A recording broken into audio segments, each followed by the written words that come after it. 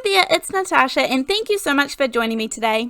Today we are going to take our normal stamps and just do something a little bit different so that we can jazz up our cards just a little bit more. You don't need any special tools or anything to do this, and I'm sure you'll have everything you need in your stash. Now I am going to use a stamping platform today, but you don't need to use one at all. You can just use an acrylic block would work fine. And I'm going to use the Meadow flowers from Technique Tuesday.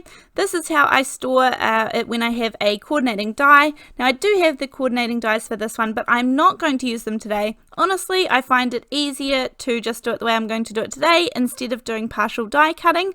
And then from this Woodware collection, I'm going to, I think this one's called Nature Elements. I'm going to take this little butterfly from up the top there and pop him in too. Now this is just a piece of Nina Solar White cardstock. This is the 80-pound one. And I think the only reason I'm using the stamping platform is so that I can stamp these both at the same time. But as I said, an acrylic block would work perfectly.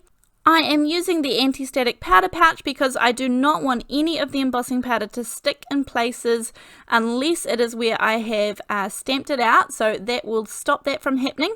Then I'm going to stamp this in some VersaFine Onyx black ink, a really nice dark black stamping pigment ink, and I have done it a couple of times to get a really nice dark impression.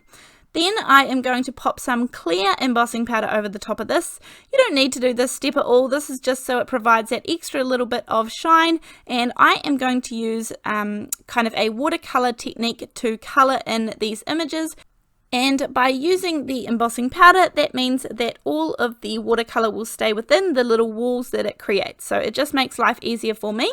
So I'm just going to melt all of the clear embossing powder with my heat gun. And that little black butterfly up the top is quite dark, I must admit, but honestly it doesn't bother me in the end and it works just fine. I am taking some mustard seed and some spiced marmalade, which is basically just a yellow and an orange ink.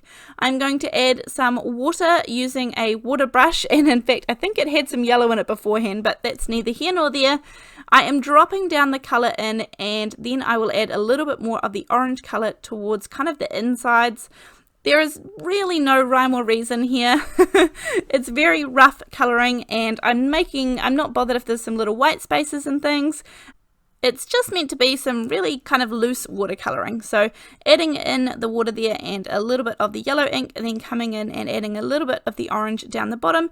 This just gives it a little bit more dimension and doesn't make the flower quite so flat, but either works fine. And you could colour these using any mediums at all.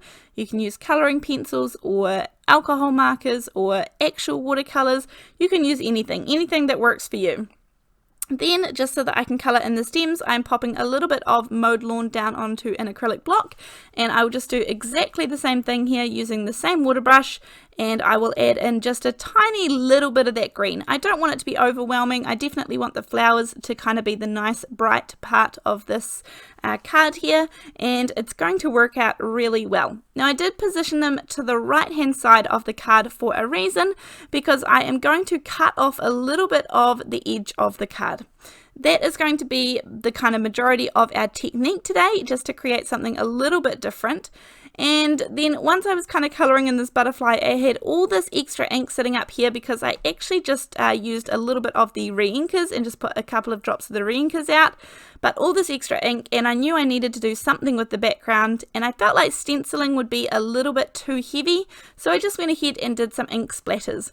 Now I will admit right now that using kind of the really pure form of the ink did mean that the ink splatters did not dry well, and because I'm an impatient crafter, it does create a couple of problems later on, but you'll see how I go ahead and fix those and kind of work around it. But if you watered down the ink a little bit better, it would definitely dry better, and you wouldn't have these smudging problems. So I'm taking the same spiced marmalade colour that we used on the flowers, and this is my card base here, which is a 4 1/4 by 5.5 inch card base, and I'm just running the ink pad along that right hand side. I've got a little piece of scrap paper underneath it, and then I'm going to dry this really well. Now you want to make sure it's really well for this next step. It's dried really well, sorry, because I am going to go over this with a white gel pen. I am going to add a little bit of mint tape. This is a really low tack tape that works really well for holding down stencils and things. Then I'm just taking a white gel pen. This is a really cheap and cheerful one. I'll link to it down below in case you are interested, but you could take any stencil at all. And if you didn't have a white gel pen, then you could go ahead and use like a black pen or even just a normal pen, a normal writing pen, as long as it went over top of the ink, because we used black to stamp out the images, so that would tie in nicely. But I just didn't want the background here to kind of overtake anything, so it's just a really gentle background feature there.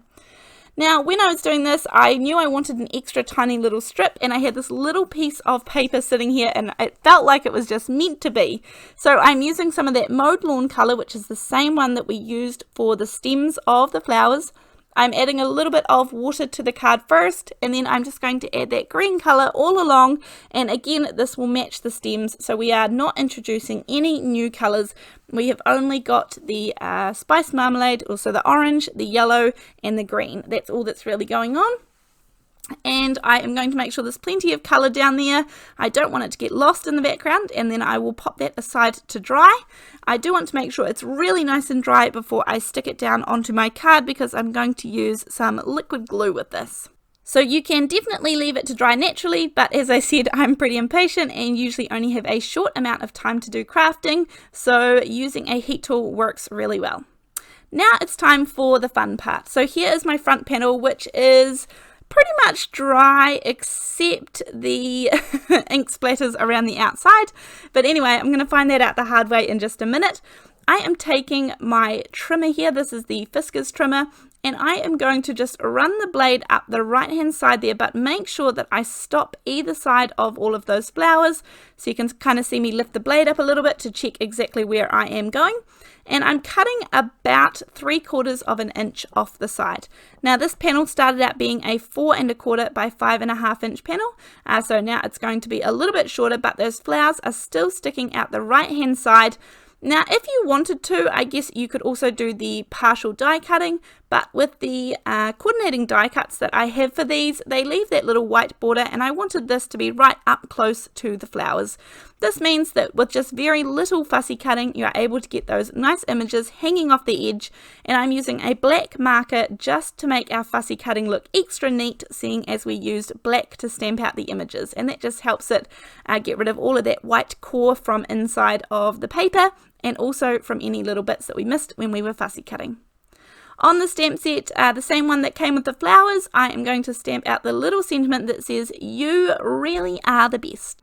And I will stamp that out in the same VersaFine Onyx black ink as well. Then it's kind of time to start putting the card together. So here is the little piece of paper that we coloured with the Mowed Lawn, the green colour, and I'm just shifting that over to create a ever so slightly small edge hanging off there. And again, I think this is a really little step and you can definitely skip it, but it does pack a lot of punch, especially when we pop it onto the final card base. So you can see I just smeared one of those drops there as well. So I end up doing a little bit of that, and that's my own fault. If I was much more patient and took the time to kind of dry them and make sure they were sorted, then I wouldn't end up smudging them. But don't we all smudge little drops and things on our cards? Now I saw this little technique here, I can't even remember who I saw it from. There's lots of crafters that are doing this at the moment, so I've taken out my foam inserts and everything from my MISTI, and this way I'm going to line up my card front with my card base, and it should be perfectly lined up because you are basically just using that right hand corner there, the right angle, to make sure everything is perfectly lined up. I'm going to decide between a couple of different colours of yellows and oranges. These are some matte enamel dots here, and I started off with those ones, but as soon as I put them down I knew that it kind of wasn't the right yellow, so I'm actually going to pick it up again, and mainly I'm just trying to cover that smudge over there. Another alternative that would work well is to just use some liquid drops like Nuvo drops or the Colour Pops drops.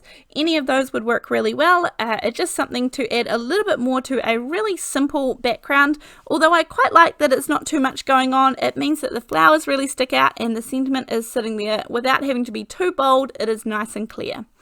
Just as one of the finishing touches, I'm going to do a couple of things, and that is add some glossy accents onto the flowers. I'm only going to add them onto the head of the flowers. I didn't want to do the entire little stems because that was a really skinny little portion, and this will dry nice and clear. It looks really kind of foggy in the end pictures here, so I apologize for that, but I didn't manage to get any footage of this after it had dried, so I'll just say sorry now and I apologize. But other than that, I really like the little bit of stenciling that we did on the right hand side. That brings out that little border on the right hand side, and that is my card for today. Thank you so much for joining me, and I really look forward to seeing you in the next video. Thanks, bye!